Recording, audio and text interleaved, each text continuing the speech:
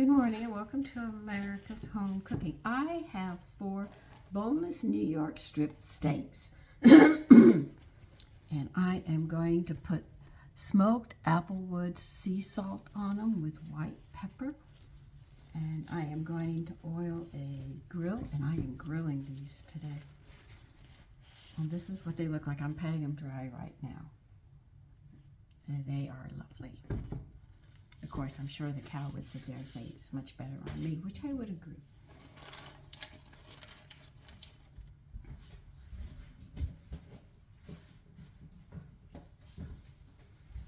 So, let me get some oil, and we will get these things going. Okay, I'm going to turn you down so you can see what I'm doing.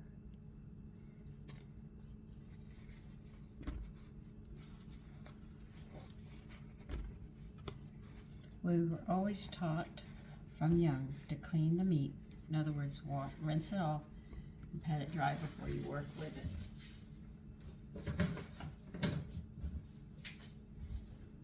And we're gonna turn the grills on low.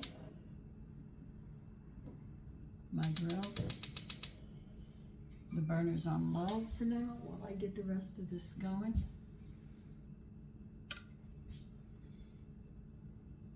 I gotta fill my oil can up again, so I have to do it this way. I got a half a gallon of this oil blend that I made. And what you're gonna do is you're gonna rub some oil on it, because you don't want it to really stick. That's the one thing you don't want it to do.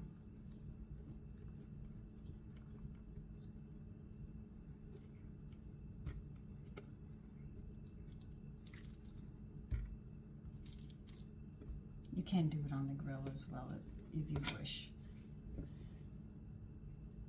You know, do one side and then put the oil side down and then oil. But I'm just going to do it this way this time while the grill gets hot.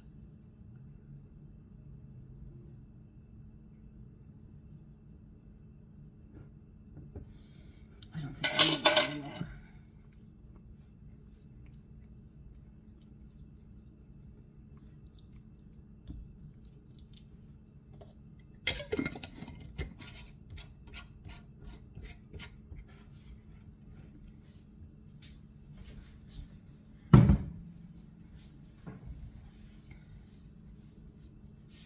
I'm going to move this over. I'm going to turn you around so you'll be able to see what I'm doing over here.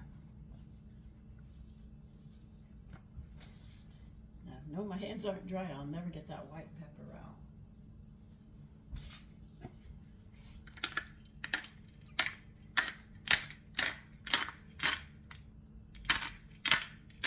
I'm using white pepper because I don't want to use the black pepper because I don't want it to interfere with the smoke, and I don't know how strong this Applewood salt is going to taste.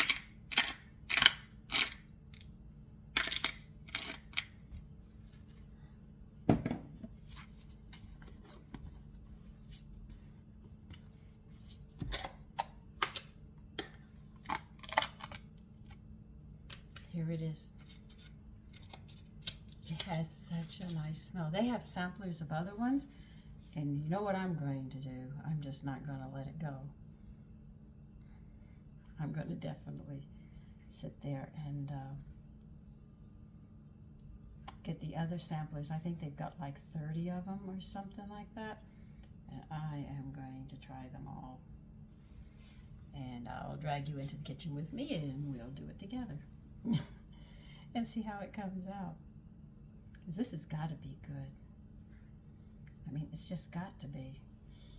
Oh, if it isn't, I would be so disappointed. You notice how I'm pinching this salt on. I don't know how salty it's going to be. Or anything. I guess it's going to be very salty if we're not careful. Okay, we'll get this heat up. Don't have to have it on high, you know, but do pick it up a bit. You don't want to burn these on the outside. You want to cook these very, very nicely.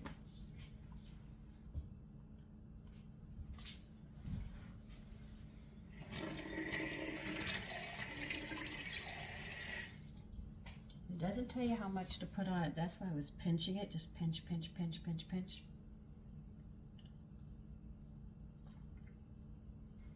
After you pinch it, you can really taste it.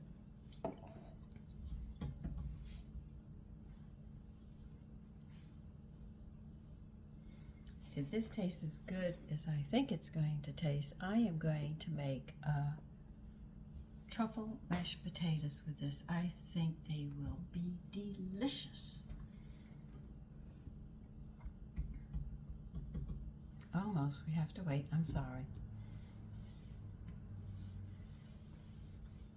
Because if this has that smoke flavor, I think the truffle flavor of the mashed potatoes would be excellent with this. And I'm going to try making truffle mashed potatoes with the peelings on. I'll just dice the potatoes really much smaller so the peelings are smaller.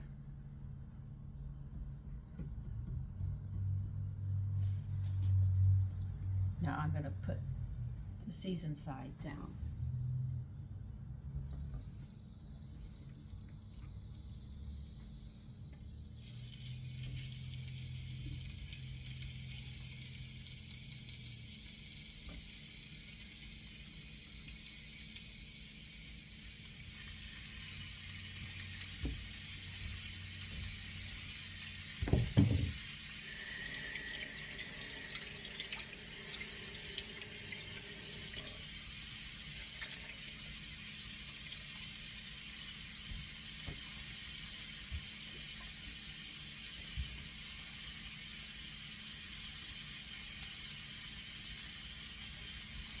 Now I'll bring you over here and pick you up so you can see it while it's cooking. My hands, well, I'll never get the pepper out.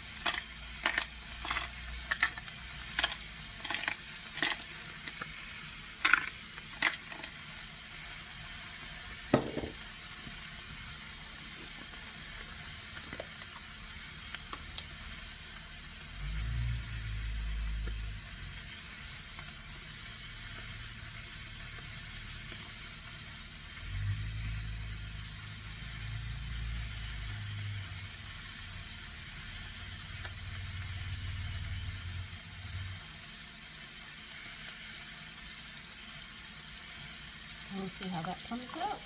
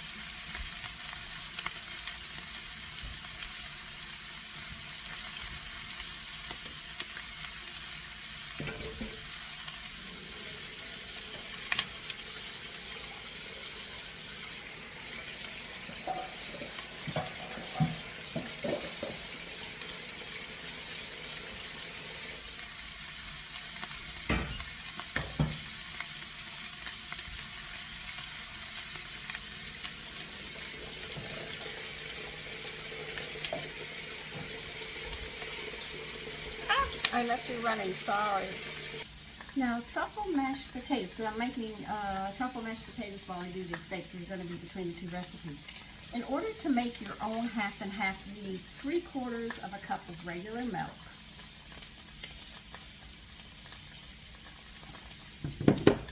and 1/4 cup of heavy cream, and that's it.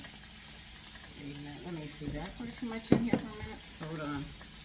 Oh yeah, I poured too much, hold on. I'm going to back up a little.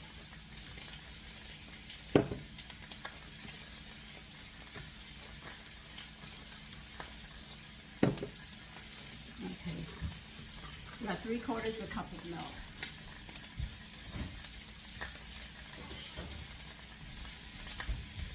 Add 1/4 heavy cream, which makes exactly 1 cup of half and half. That's how you make half and half. It's actually 3/4 regular milk and 1/4 heavy cream. Stir it together, you've got half and half.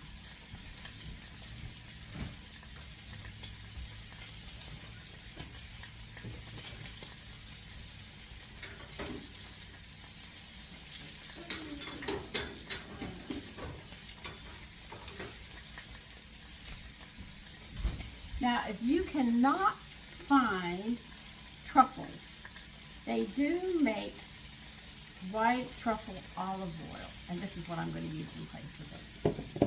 Because I can't find truffles, so I'll sit there and go that way. Now, we need 1 1/2 to 1 3/4 pounds of russet potatoes. Now, if you peel your potatoes, leave them in big chunks and boil them. I'm going to leave my peelings on this time, so I'm going to have to dice them smaller, so the skin pieces are smaller.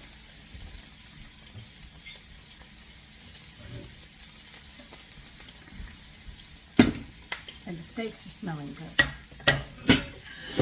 Oh my goodness.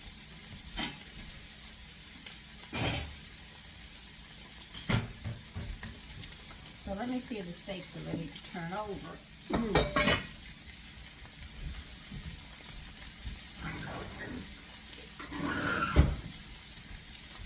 I'm sure you want to see these too. Let me turn you down. I'm going to be moving you around for a bit, so you'll have to be accustomed to it. Don't get dizzy and sick, the motion sickness.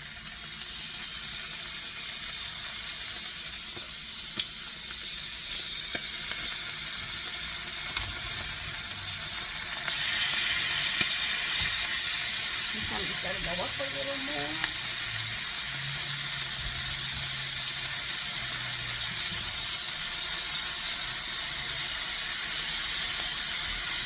Oh my goodness, I have such a nice smell. I'm sorry you're not here and you could smell it with me. Okay, now we're going to move this over here and I'll dice my potatoes here so you can see. So remember, you're peeling your potatoes. The reason I don't peel mine unless I first try a recipe is because there are antitoxins in these skin, and the peeling helps your hair. And what your hair needs is all in the potato skin.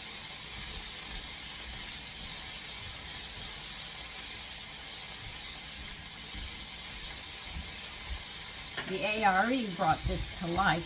People didn't know. They brought it to the light. And people started eating their potato skins.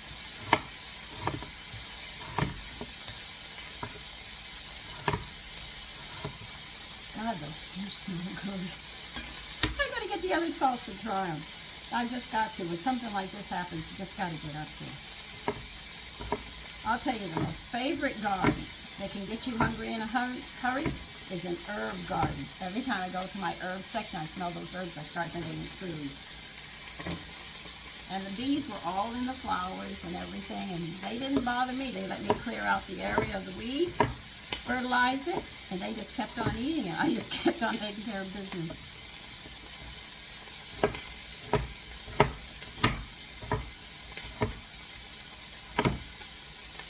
I lost 2 of my currant plants. They my neighbor next to the fence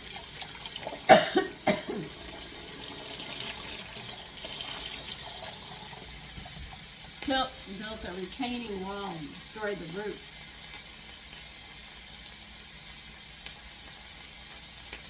I have to rebuy currants again. And my other neighbor decided to flood their swimming pool water into my yard, and I lost an apple tree. You know, I am so careful. And another neighbor sat there and emptied his. Everybody has a swimming pool,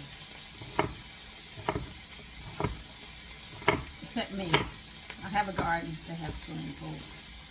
He flooded a neighbor, but he put so much water in her yard it came over and it destroyed my nectarine tree. Lost it too. I'm looking at my boysenberries and wondering if they're going to go next. My yard, if they're flooded, they're poison. And my wild cherries don't even give berries because of it. And I'm looking at them and saying, are you going to die too?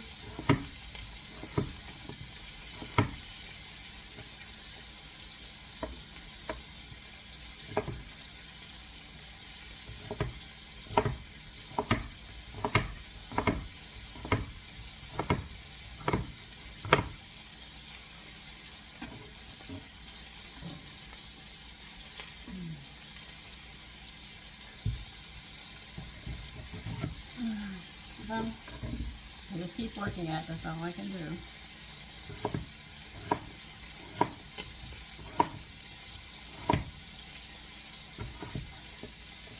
So remember, if you're peeling your potatoes, leave them in big chunks when we boil them, and only add 1 inch above your potatoes.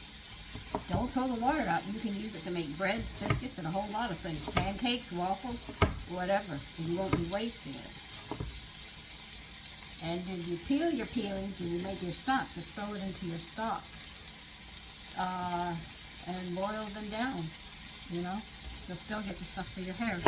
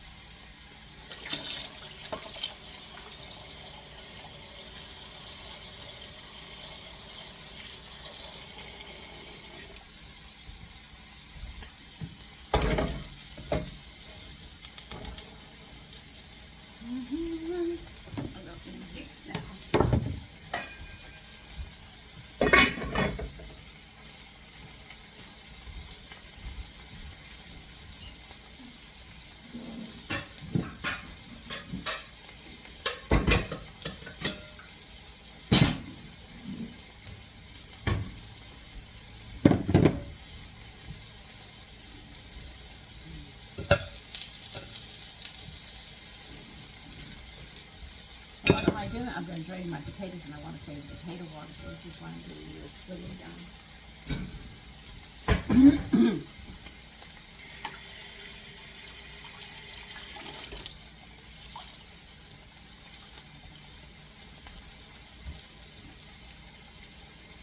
And I'll show you how to use potato water for biscuits.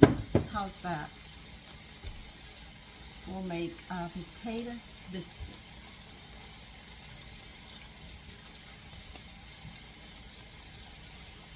have angel fire biscuits. I got everything for it, but I just haven't had time to do it because I'm in the process of cleaning and gardening, and that just cuts down on my time in the kitchen.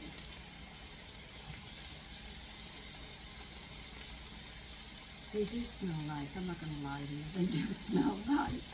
So we have the steaks going, and we have the potato water going. I showed you how to make half and half, which will be easy for you. You'll need white peppers. You'll need, like I said, if you can't find truffles, you can get this in the store. It's called white truffle olive oil in place of it, and believe me, it's going to work wonders. You're going to need about 4 tablespoons of butter, unsalted, they recommend, and salt. So I'm going to put you on hold for now because I've got some other things I've got to do, and I'll be back when it's time. Okay, I'm taking them off.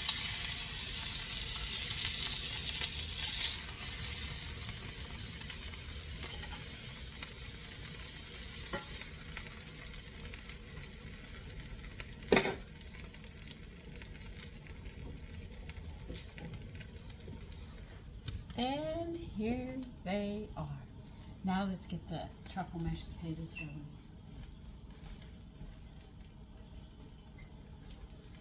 I'm still working on some other stuff. Actually, feeding my cultures. You must know what I'm doing. I just fed my liquid culture, but now I'm working on this one, my sponge culture. Potatoes aren't boiling yet.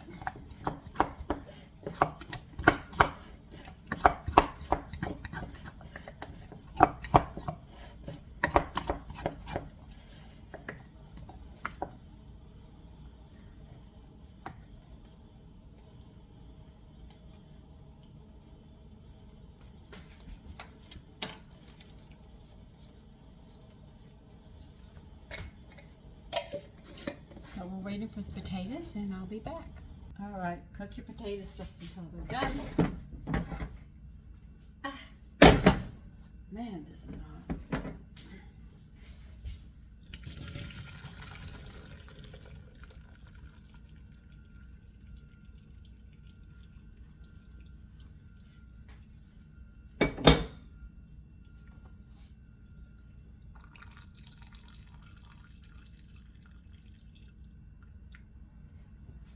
Put them back in the pot and turn the heat on, and what you're going to do is dry them out. A film will develop on the bottom of the pot, and that'll tell you when your potatoes are done, and you keep stirring them while this is going on. So you're just drying the extra liquid off your potatoes.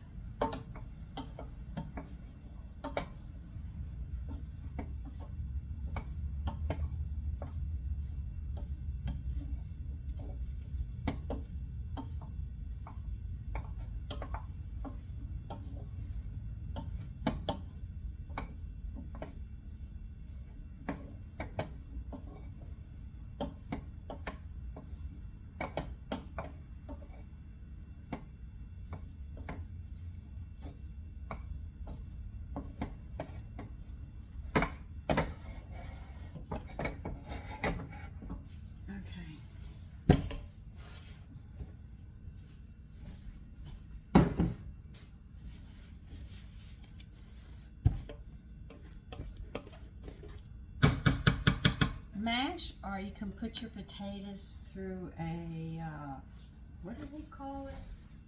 I'll tell you in a minute. Through a ricer, or you can mash them by hand. I'm going to mash these by hand.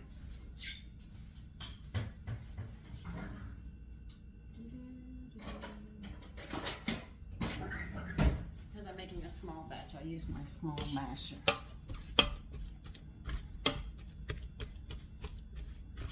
But if you have the big ones and you have a ricer, it's very good. So they call it potato ricer.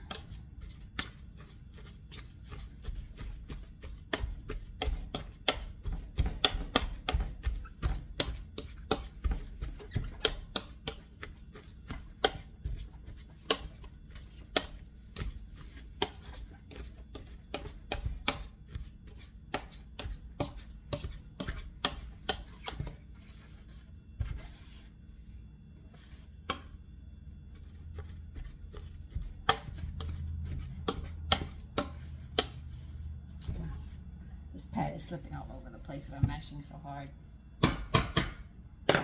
Now what you're going to do is you're going to take a tablespoon of butter and put it in, and you're going to stir it around. And they recommend with a wooden spoon.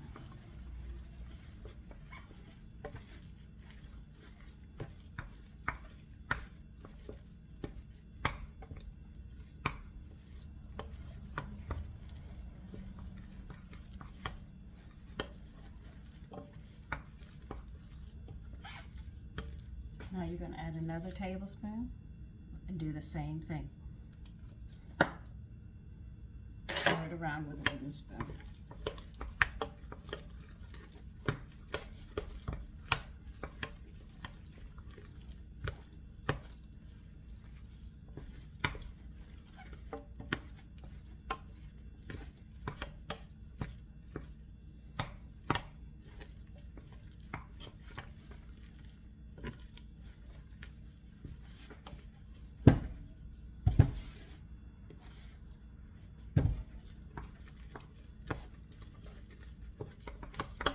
See, because the pot is hot now, you can do this and the butter will melt.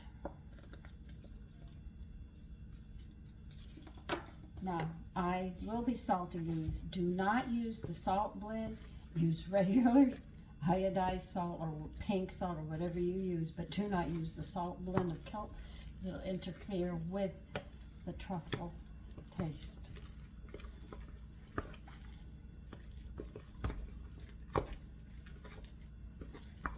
Does your arm get tired?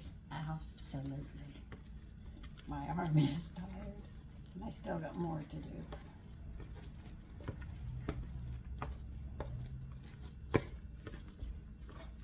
But you'll see how nice the potatoes come out as you stir and then mix that butter in, and then put that last tablespoon in.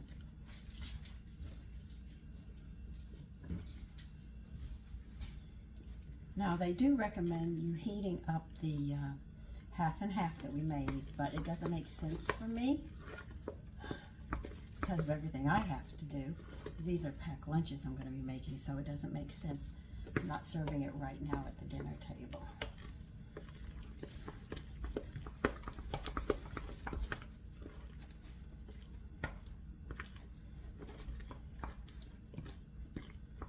But I'll show you how the potatoes are looking now. I know I keep on moving you around, you should get dizzy.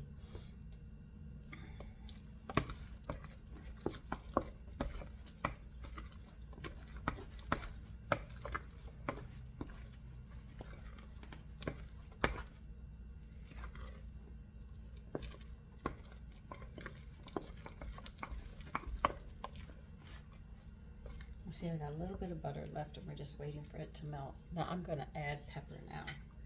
And it's, oh God, come on.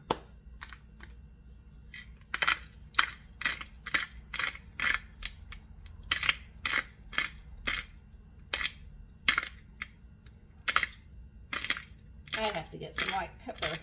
I am running out.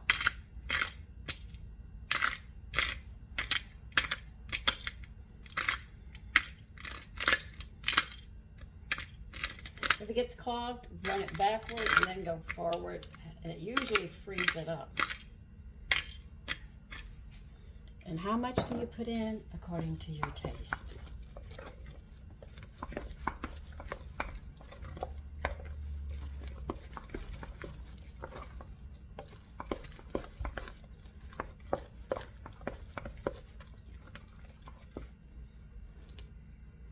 Now, according to how you want your potatoes is going to decide how much of this. Did I stir these? Hold on a minute.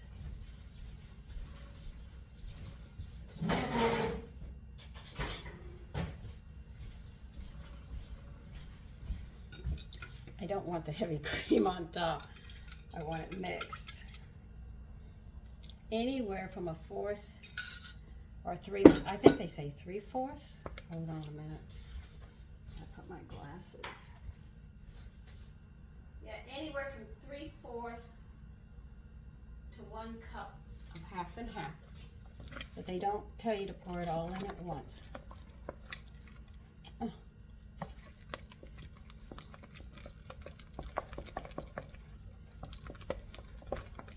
But don't pour it in until you get all that butter melted.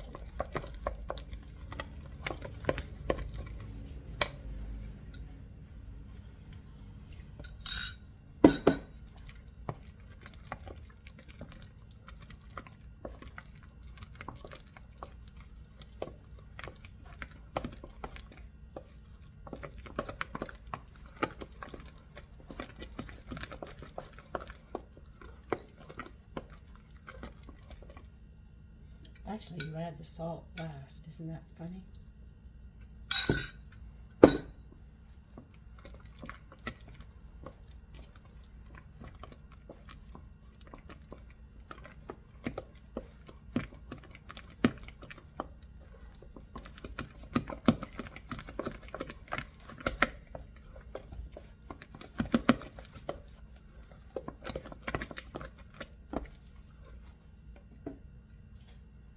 Just about. This should be my last milk. And the rest of it can go for coffee.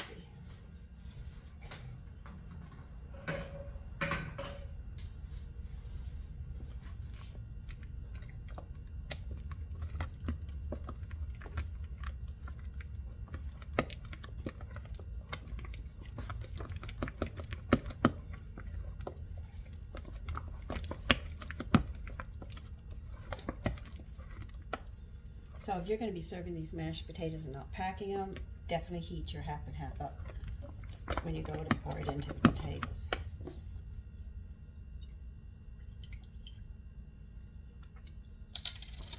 A tablespoon of truffles.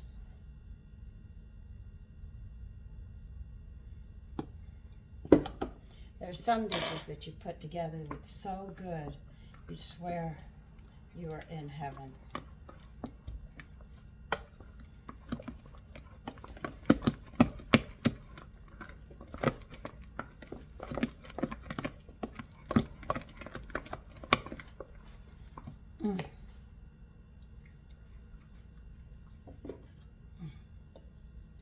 This is a sin. This recipe is a sin. Oh my God. I'm going to be adding salt to it now. Salt to taste.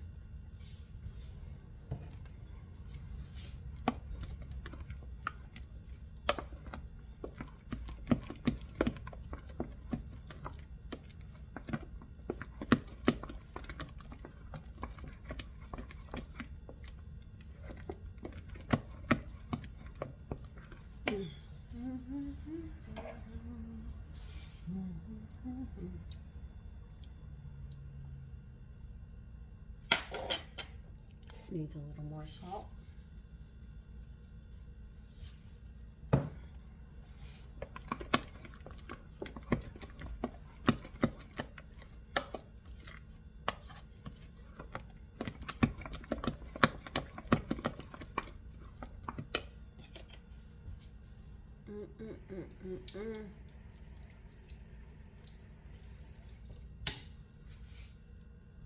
This is one of my favorite recipes. Jesus Christ, that's good. I'm going to tell you, regulars made with cinnamon and nuts is a sin. Truffle mashed potatoes is a sin. There are just some recipes that are a sin. German chocolate cake is a sin. Apple brownies is another sin. They're so good. Sometimes things are so good that they actually, you say, oh, this is a sin. I'll fall from it. That's why I call this sinful mashed potato, because it's so good. And you can't eat just one. That's why they become sinful.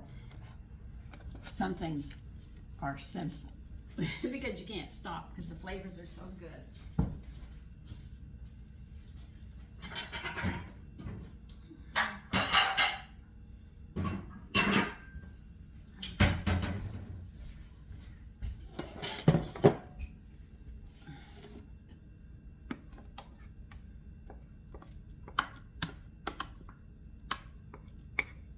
So I have some things that are really sinful. And once I start eating them, it's very hard to stop.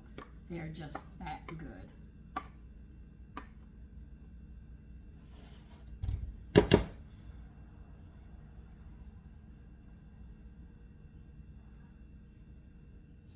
Let me get a spatula.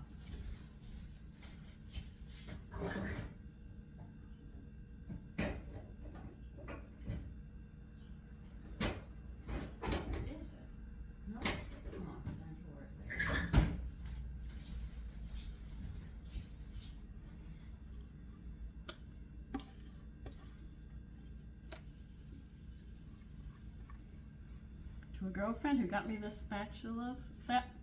They're fantastic. I have to say thank you, thank you, thank you a million times over. Because you can literally clean your pans and stuff better. Mashed potato, I mean, it really just cleans it, and you don't have the waste that you would have with a wooden spoon trying to get it out.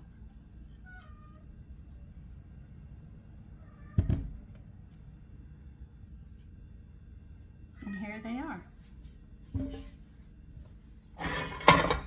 And of course, I'll keep on saying these are sinful anyway.